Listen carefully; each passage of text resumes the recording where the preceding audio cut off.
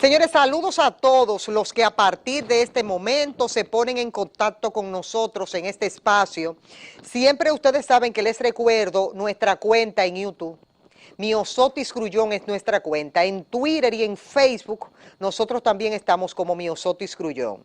Y para ustedes, por ejemplo, si quieren entrar en contacto con nosotros, ustedes saben que no importa el lugar donde usted esté, usted ve en vivo este programa de manera permanente. Usted entra a noticias16.com.do y se conecta inmediatamente con nosotros en este espacio y con esta servidora, Miosotis Grullón.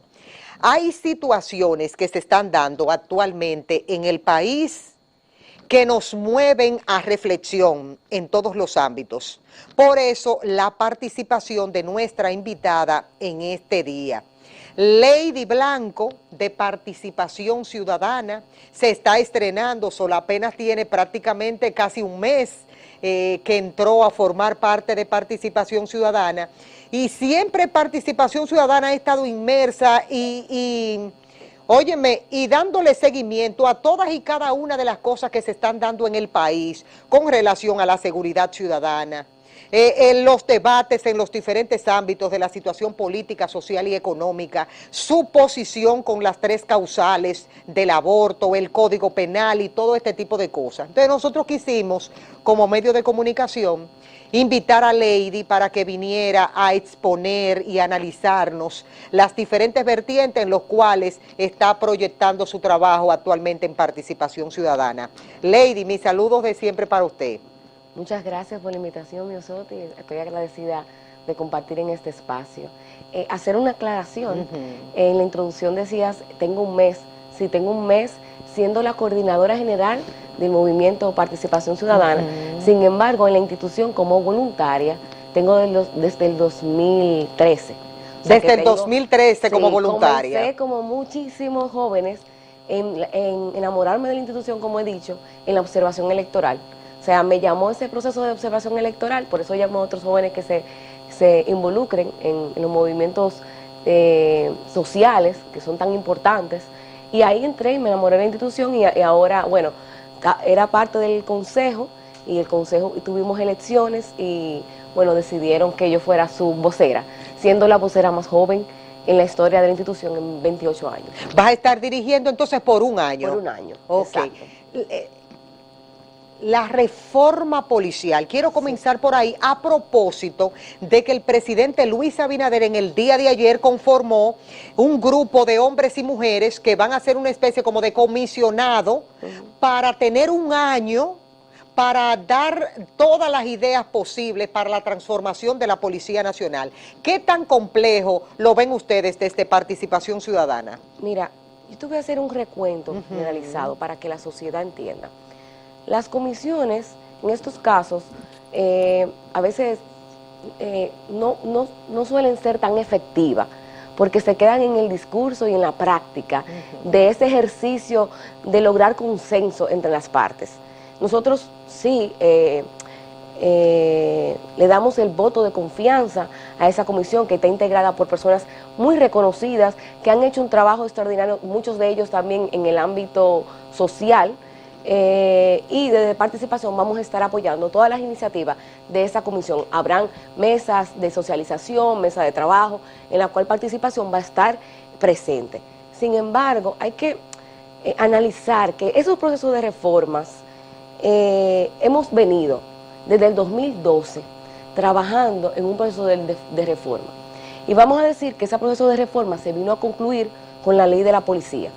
La ley de la policía establece que deben haber 20 reglamentos y en la actualidad solamente hay un reglamento, de los cuales el único plan visible de ese reglamento fue algo semántico, que fue el cambio, para que ustedes entiendan, el cambio del nombre de jefe de la policía a director de la Policía Nacional.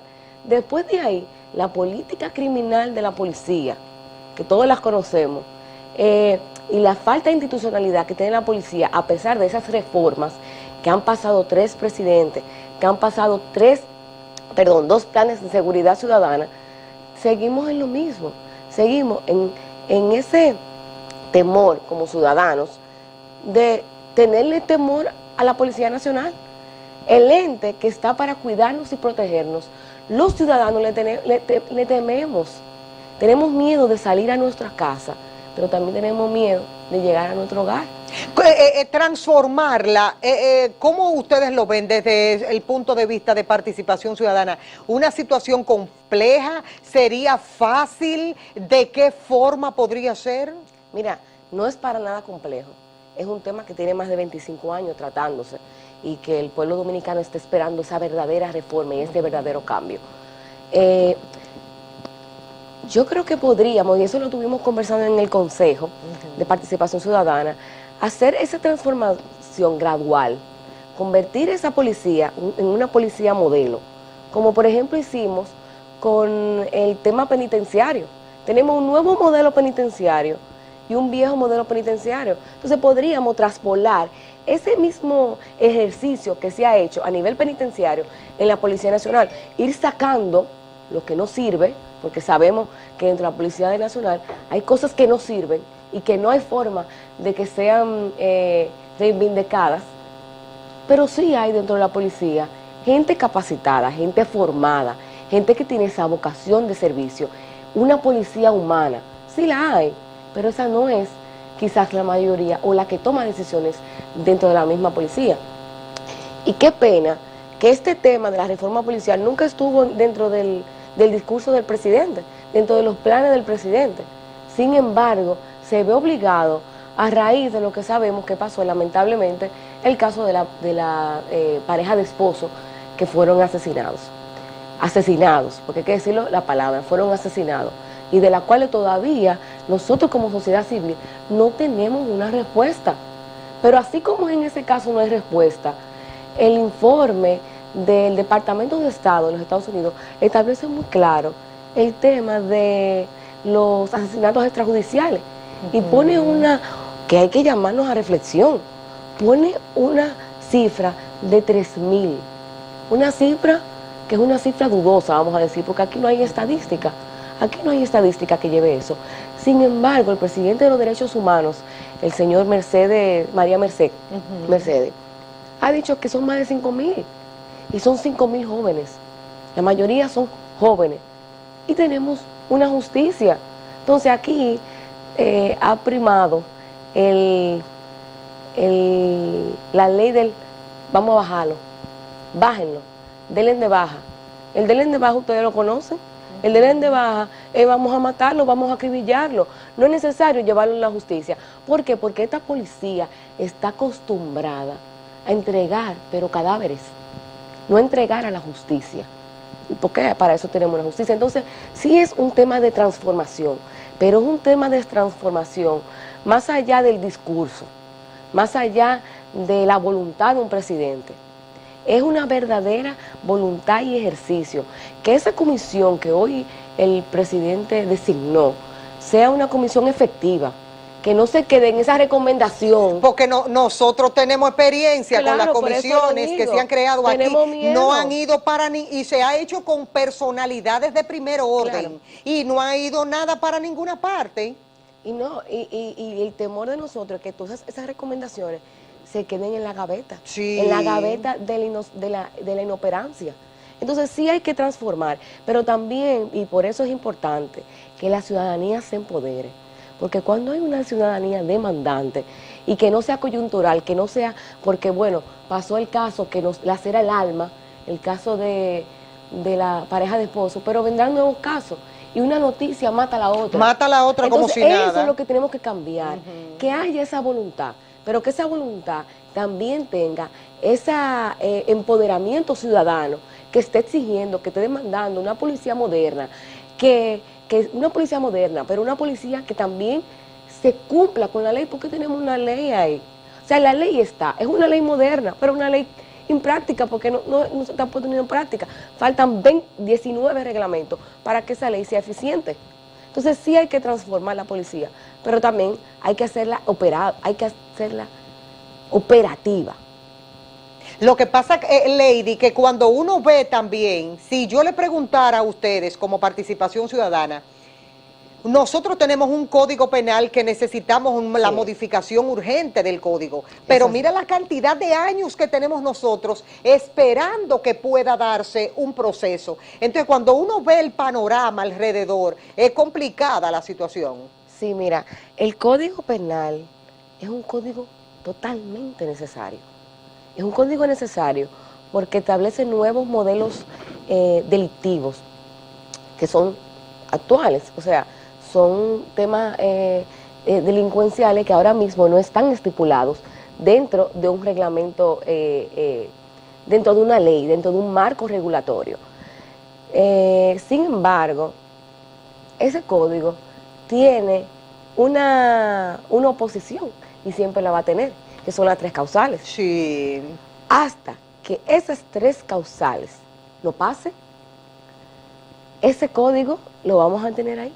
¿Por qué? Porque hay una población que está esperando, no vamos a decir una mayoría, pero sí hay una gran parte de la población que está esperando que esas tres causales pasen, porque fue un discurso del presidente y un discurso de campaña del mismo partido, del PRM. Entonces, esa sociedad civil que está esperando que ese código pase, va a llamar al presidente a que lo observe.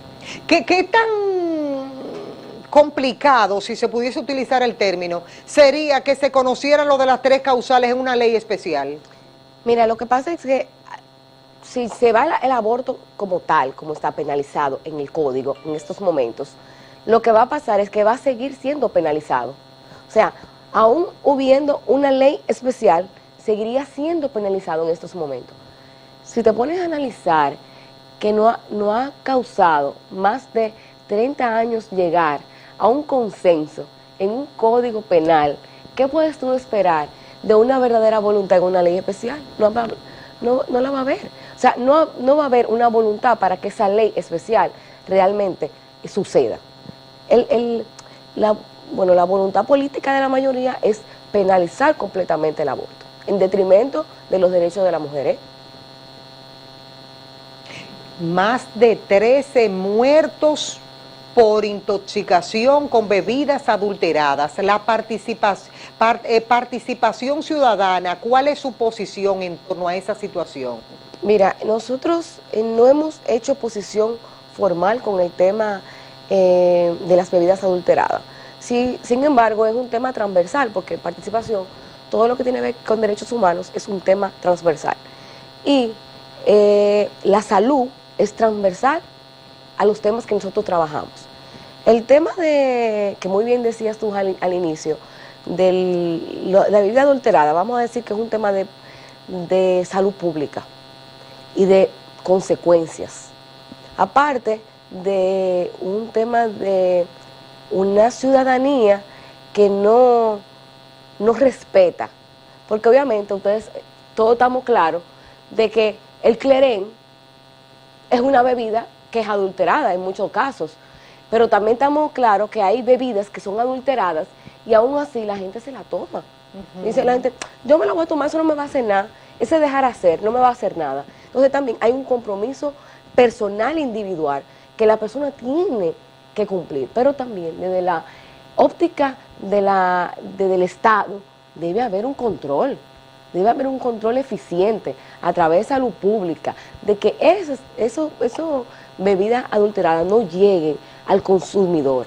Pero no solamente que no lleguen al consumidor, sino que cuando lleguen al consumidor haya consecuencias, porque ¿quién la trajo esa bebida adulterada? Pero uno ve también y percibe que eso se da por una falta de supervisión. Sí, totalmente. Es una falta de supervisión, por eso dije, culpa parcial la tiene salud pública, que permite que esas bebidas adulteradas pueden llegar al consumidor. Que circulen en los barrios y ellos saben que, porque Claro. El que entra a un barrio se da cuenta de la gente en las esquinas bebiendo. Y así es, y no obstante eso, luego que pasa eso, ¿dónde está el mecanismo de consecuencia?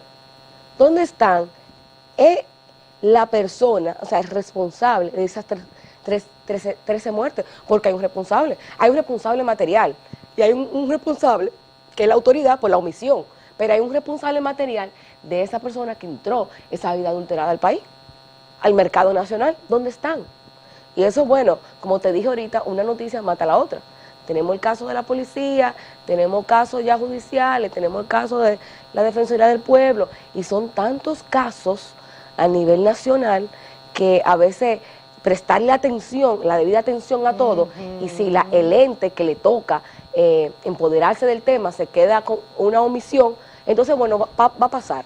Sí, pero lo grande del caso que son temas repetitivos, Sí, porque nosotros ahora tuvimos 13 y quién sabe los que se agreguen, pero en el pasado, el otro día, en el 2020, sí, tuvimos una cantidad de muertos muy también, y en el 2019 tuvimos otra gran cantidad de muertos. Sí, sí, sí, no tenemos estadísticas claras, sin embargo, podemos decir que en un margen de 3 años, en temas de bebida adulterada, hay más de 100 muertes. No, tenemos más de 400, si contamos entonces los 3 años. Bueno, exactamente, pero tú te pones a pensar que a veces dicen, bueno, murió por causa de intoxicación, pero no se toma en cuenta también que esas causas, tú puedes estar intoxicada y tener otra causa de muerte, producto de la intoxicación. Producto de la intoxicación. Y esa causa no está registrada dentro del el punto focal, que fue la intoxicación. Ahí te pudo haber dado un infarto,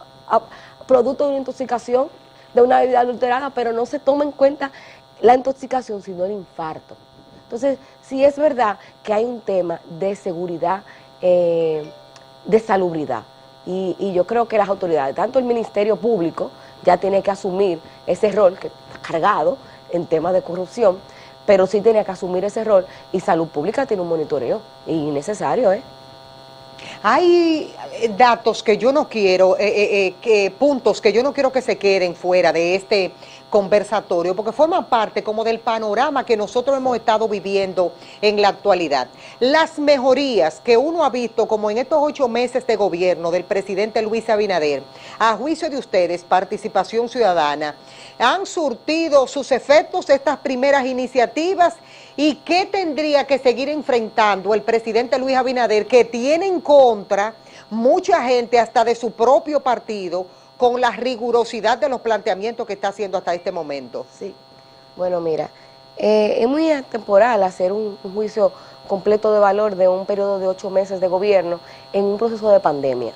Hay que recordar que este nuevo gobierno entra a un ejercicio dentro de un contexto distinto, que es una crisis de salud y una crisis económica. Son impactos muy fuertes.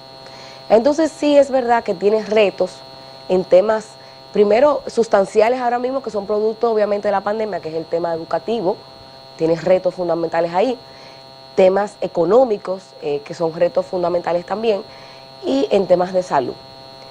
Otros temas que son los que manejamos nosotros también como línea transversal de participación son temas de institucionalidad y justicia. Dentro del discurso del presidente del PRM, en el discurso del cambio, era el tema de una justicia independiente. Se está esperando esa justicia independiente. Todavía, bueno, podemos decir que hubo una luz en el camino cuando vimos la designación de la magistrada Miriam Germán y de la magistrada Jenny Berenice, que tienen un ejercicio de independencia en su trayectoria, y eso lo sabemos. ¿Ustedes consideran que se han quedado cortas? Pero sí es verdad que todavía en temas judiciales, en temas sobre todo del Poder Judicial, hay muchísimas reformas que son necesarias, como iniciando, por ejemplo, que no se entiende hasta el sol de hoy que un presidente de una Suprema Corte de Justicia no venga de carrera. Eso es inconcebible. Para nosotros es fundamental que se respete el escalafón judicial. Y eso tiene que ser dentro del discurso del presidente, pero también tiene que ser una voluntad política, y que sea una voluntad política visible. Todavía eso no lo hemos visto de esa manera. En temas de transparencia, desde Participación Ciudadana, la Comisión de Transparencia está trabajando en un proyecto de analizar cómo el gobierno dominicano ha sido eficiente en ese recurso, en el gasto público, en temas, en tiempos de emergencia. ¿Por qué lo digo? Porque el presidente tiene la obligación constitucional, mandato constitucional, en estado de excepción, de entregar un informe al Congreso de las iniciativas en el estado de excepción. Sin embargo, ese informe hemos visto que está incompleto. ¿Por qué? Porque se está tomando en cuenta las acciones del presidente, las acciones del gobierno en la pandemia, solamente en el COVID. O sea, cómo ha sido el manejo en el gasto del COVID. Pero no se ha tomado en cuenta el estado de excepción completo, que eso es lo que manda la Constitución. Es un reporte, es el informe del estado de excepción completo, que ahí tiene que hablar de qué está pasando con la deuda externa. Él tiene cada 15 días decir qué está pasando con la deuda externa, pero también tiene que decir ahí qué está pasando con el presupuesto, cómo se está ejecutando el presupuesto general de la nación, no el presupuesto en temas de COVID, sino cómo se está impactando ese presupuesto que tiene el tema de salud con el tema de la pandemia, cómo está impactando el presupuesto general de la nación. Pero también no nos queda muy claro el tema de las ayudas internacionales, porque no se está evidenciando en esos informes de manera clara qué está entrando de ayuda, qué está entrando en temas de dinero, pero qué está entrando también en temas de especies. Porque vamos a suponer, tenemos donaciones que son de organismos internacionales en temas de mascarilla, en temas de inyección, en jeringuilla, en temas más de material, y eso todavía no nos queda claro cómo está estructurado en temas de transparencia. Entonces, dentro de la Comisión de Participación Ciudadana estamos trabajando en eso, un monitoreo de una forma llana. ¿Por qué? Porque el pueblo debe saber, esto es como un colmado, como yo siempre lo he hablado, esto es como un colmado, tú tienes que saber qué tú estás vendiendo, qué te entra, pero cuando digo tú, es el pueblo tiene que estar claro del ejercicio en el gasto público del gobierno, sobre todo en tiempo de emergencia, porque en tiempo de emergencia se da mucha corrupción, porque los trámites son rápidos, deben ser rápidos, estamos en emergencia. Entonces sí es verdad que debe haber mayor transparencia en ese ejercicio. Por lo que te digo que el gobierno tiene muchos retos, y de esos retos, dentro de ellos está llegar a un consenso dentro de su propio partido. Las cancelaciones, las suspensiones que ha realizado el presidente Luis Abinader cuando han sido involucrados funcionarios de su gobierno en cualquier hecho, ¿cómo lo ha visto Participación Ciudadana? Mira, el tema de cancelaciones que hemos visto, se ha visto como un tema más de reactivo, más que de una acción propia de lo que debe ser una cancelación si hay indicios de una mala práctica o indicios de corrupción. ¿Por qué te lo digo? Porque bueno, es muy fácil uno cancelar por una mala práctica y que se quede en la cancelación. Pero lo correcto es que si hay indicios de corrupción, el presidente, bueno, o el organismo rector, lleve esos indicios al Ministerio Público y que haya una verdadera persecución, porque entonces estamos en lo mismo, estamos en el dejar hacer, en el que yo hago lo incorrecto, por el presidente no está de acuerdo, bueno, te mando para tu casa. Y ya eso se quedó ahí. No, se quedó ahí, te mando para tu casa. Entonces, bueno, sí, lo que hemos visto en esas cancelaciones, bueno, y la que referimos más que todo en el tema del ministro de Salud, es que ahí está la justicia y él tiene todo el derecho de limpiar su nombre, porque es una persona muy reconocida, bueno, a nivel ya de Santiago sobre todo, por su ética, por su moral, por su buen ejercicio. Pues bueno, él tiene la justicia, y él tiene la justicia ahí para demostrar que todo eso que se viene diciendo de su ejercicio dentro del ministerio no es así, o bueno, no fue bajo su conocimiento, vamos a decir, porque el Ministerio de Salud es muy complejo, y hay muchos intereses que se mueven ahí, y muchas veces hasta los ministros ni saben lo que se mueve ahí. Y sí es verdad que ese ministro en específico era más doctor que un administrador de la salud, que hay que hablarlo así. Yo no quiero tampoco que se quede el inicio del año escolar, porque muchos sectores hablaron de 3 meses que faltan solamente para culminar el año y dijeron, bueno, lo más recomendable es que se inicie de manera formal en septiembre y ya vamos a tener el año completo, normal, tradicional. y dejar pasar estos 3 meses para ver cómo evoluciona la pandemia. Sí. ¿Qué opinan ustedes al respecto? Bueno, ya esto es una opinión personal, como Lady Blanco lo voy a decir, porque ese tema como tal no se ha abordado dentro de participación ciudadana. Tengo que hacer la aclaración porque soy vocera de la institución. Sí. Mira, vamos a decir que dentro del tema educativo hay intereses claros, del sector sobre todo privado, como los colegios, que están dejando de producir, vamos a ponerlo así. Pero, y ahí le voy a dar el voto a favor al ministro de Educación al ministro de Educación. ¿Cuál es? Lo siguiente. La educación es un derecho igualitario, debe ser igual para todos. Cuando le damos la oportunidad al sector privado de entrar, de volver al sistema educativo, sin tener una base sólida en el sector público, no estamos siendo justos en temas de educación igualitaria. ¿Por qué te lo digo? Bueno, para el sector privado es muy fácil, tiene todas las herramientas que la pagan muchas veces los padres, la herramienta educativa para insertarlo en la educación. Sin embargo, en el sector público no se da eso. Y hay que reconocer el esfuerzo extraordinario que ha hecho ese ministerio, porque no se puede ser mezquino, en llegar a un gobierno y tener que hacer, bajo una pandemia, el esfuerzo por una educación virtual. Oye, yo, que tengo 2 niñas pequeñas, una ya está en edad escolar, no escolar formal, pero sí en edad de párvulo, yo me he tocado ver en la televisión dominicana ese esfuerzo extraordinario del sector público de llevar la educación, una educación inclusiva, pero tú tienes que estar claro que no todo el mundo tiene televisión, no siempre hay luz y no siempre esos padres ¿Tienen para pagar el internet? Tienen para pagar internet, pero no solamente tienen que estar ahí para darle seguimiento a esa educación de esos hijos, porque muchos de esos padres trabajan en casa de familia, que tienen que estar ahí, ¿quién le da seguimiento a esos planes de estudio de esos niños? Entonces, sí es verdad que es un poco complejo, y llamar a una escolaridad formal todavía cuando no hay una población completa vacunada, y donde sabemos que la mayor fuente de transmisión del virus, en muchos casos se da en los niños, es un poco complejo.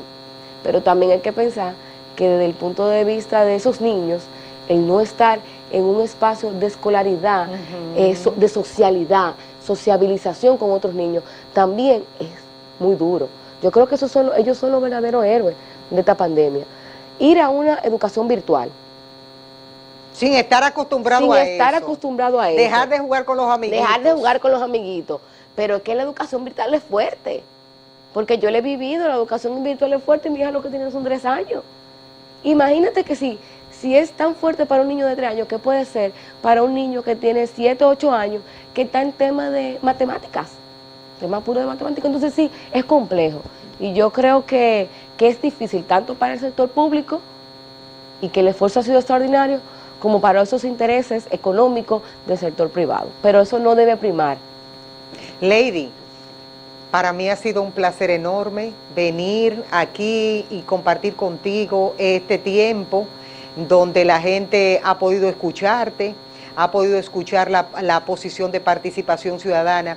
Ojalá que este sea el inicio de muchas participaciones suyas aquí en el programa. Muchas gracias, Misiotti. De verdad te agradezco el espacio y le exhorto a esa población que siempre esté empoderada, que los casos, no solamente los casos que trata el tema en participación, que son temas más neurálgicos como corrupción, transparencia, pero que todos los casos de la realidad social, todos nosotros somos parte del cambio. Y ese cambio comienza desde que un ciudadano se empodera. Así que muchísimas gracias por el espacio. Señores, gracias a Lady Blanco, directora ejecutiva de Participación Ciudadana. Yo tengo que irme al corte. Voy a estar compartiendo con ustedes informaciones de interés al regreso.